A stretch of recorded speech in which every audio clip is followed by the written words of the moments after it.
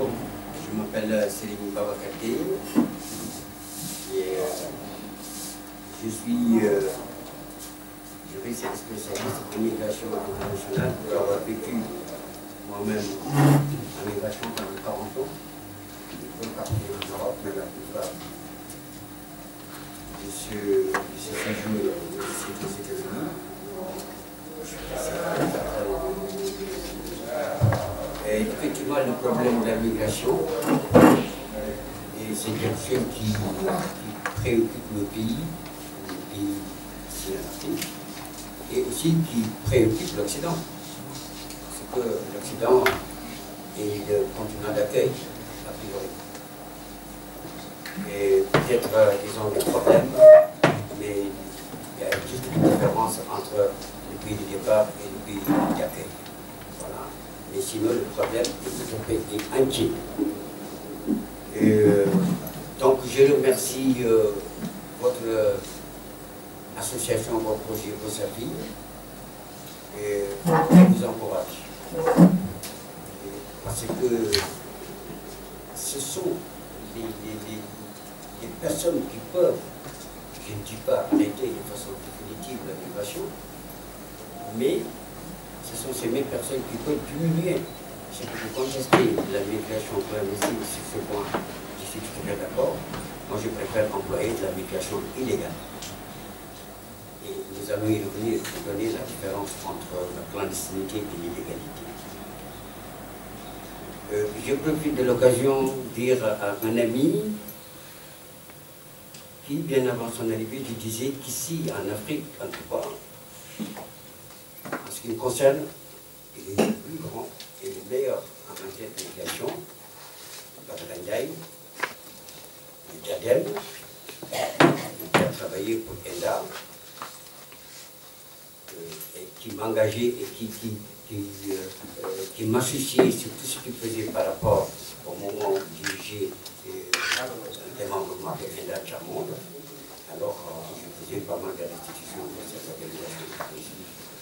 Voilà. Les réseaux internationaux diaspora en ligne, c'est moi qui le dirige depuis 1999. Ce réseau a été mis en place à Washington en 1999. Voilà, avec un ami, et on a pensé, en ce moment c'était pas comme aujourd'hui la migration, on a pensé faire quelque chose pour les migrants, comment les migrants peuvent faire pour pouvoir aider les pays d'origine, les Sénégalais en particulier. Voilà, c'était un tout petit truc comme ça, qui ne représentait rien du tout, les réseaux diaspora en ligne. Mais on y croyait. Mais on n'avait jamais pensé qu'on aura quand même cette hécatombe aujourd'hui. Voilà. Alors quand on voit le nombre de gens qui partent, voilà, nous allons essayer de diagnostiquer le petit peu, pourquoi de ces départs interminables. Voilà. Et nous sensibilisons les Sénégalais. Alors, qui vivent aux États-Unis, les diaspora en ligne, en 1 an, 2 ans et demi, a eu une radio. Alors nous avons mis une radio à New York qui s'appelle La Voix des Immigrés. Voilà, ce WPT 930 FM. Voilà, alors on faisait du broadcasting, tout ce qui se passait ici, les Sénégalais de l'extérieur l'entendaient partout. Et largement, parce qu'on voyait venir la migration, parce que rencontrer des gens qui vous disent ça fait 40 ans que je suis dans ce pays. Moi, je suis un exemple type. 40 et quelques années. Ben voilà. Qu'est-ce qui me retenait là-bas? Et qu'est-ce qui fait aussi que les gens qui sont ici veulent venir pour faire comme moi? Bon, alors il y a tout un ensemble, c'est un vasage qu'il faut étudier et faire des analyses assez profondes.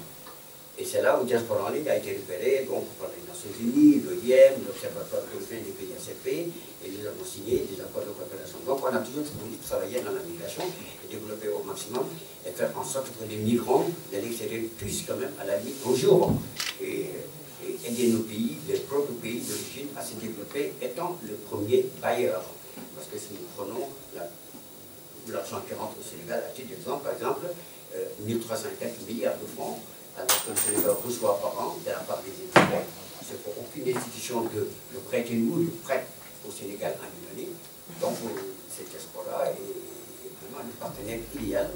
Donc et qui peut être considéré comme le premier, justement, bailleur de ce pays. Parce que ce diaspora de l'Angola, c'est comme ça qu'on dit. Voilà. Alors, donc, on est arrivé donc, à ça, et je vous félicite, je vous remercie beaucoup.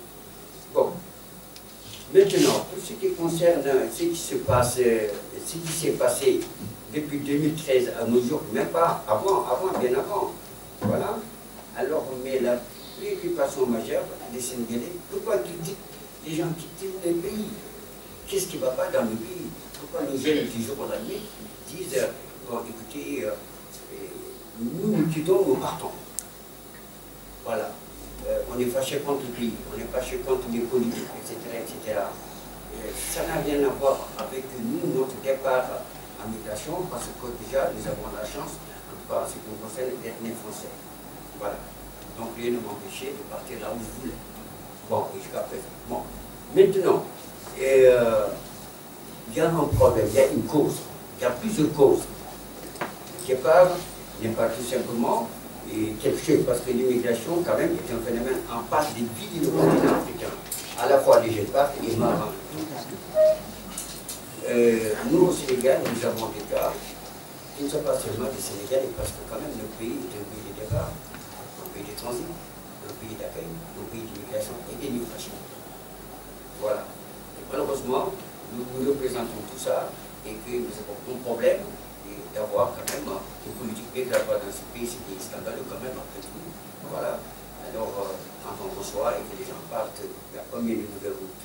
Hein? Maintenant, bon, tu venais du Maroc, etc., vous voyez, en Libye, bon, les gens maintenant qui traversent à la nage, maintenant qui partent à ce cas à la nage, pas plus tard qu'il y a 2-3 jours, il y a un homme qui sont arrivés là, un homme qui est arrivé à la nage, parce que c'est une courte distance, il faut être un bon nageur pour traverser.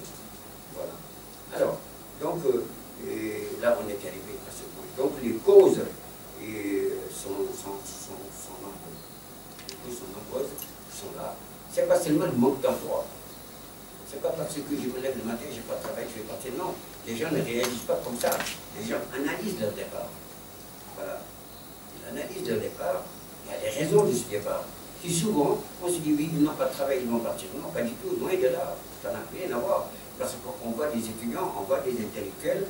Moi, j'ai rencontré aux États-Unis, par exemple, dans l'État de Saint-Louis, Missouri, alors une colonie sénégalaise, ce sont des militaires, des policiers, des gendarmes qui ont démissionné, qui sont venus rester là-bas.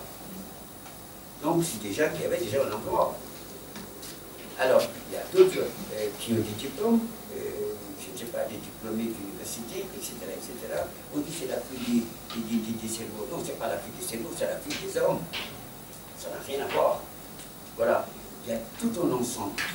Il y a le manque d'emploi, il vient se rajouter, et l'employabilité des jeunes.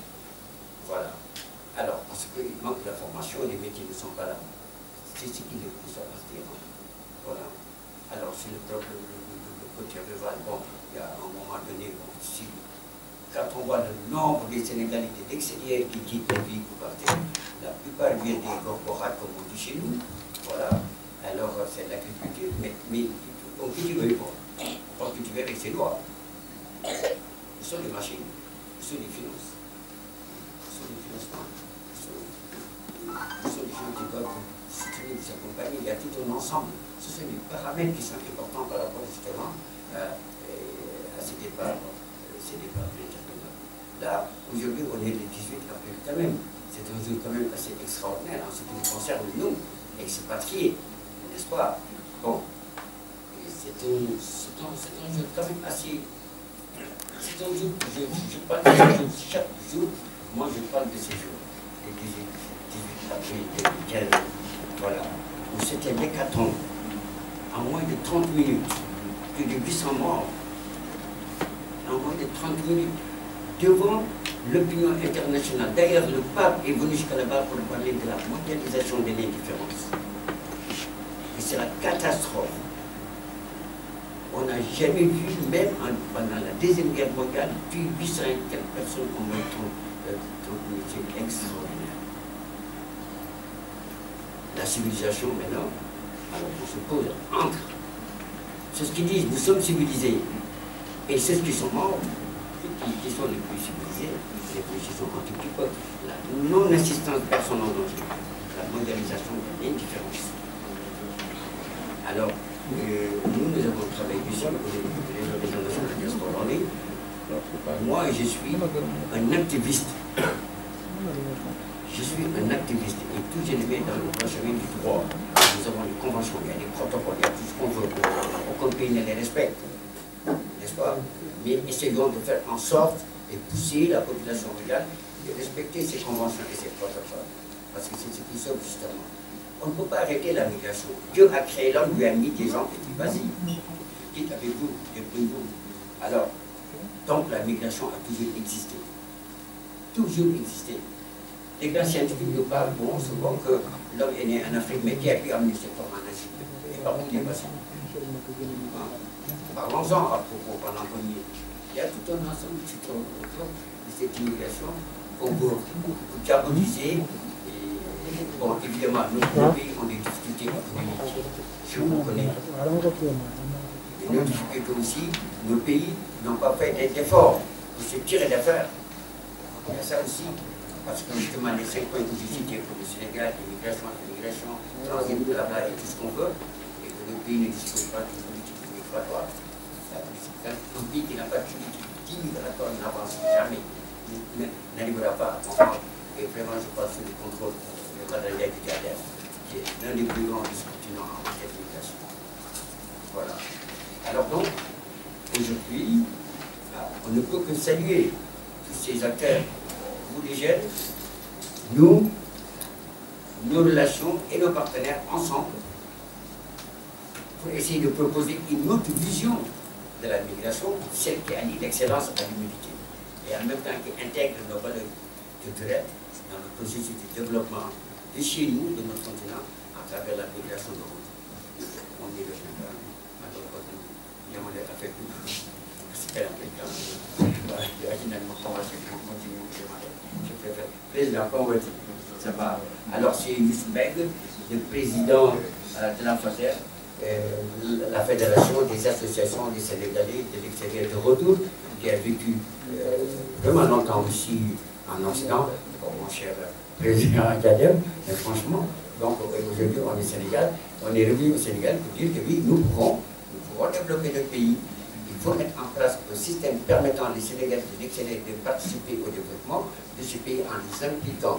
Parce que d'ailleurs, nous avons un outil indispensable et très important ici au Sénégal, ce qu'on appelle l'acte 3 de la décentralisation. À l'intérieur, on voit automatiquement une déviation, la coopération internationale, justement, ce qu'on appelait à l'époque, nous on était jeunes, les budgets dans le cadre de la coopération internationale.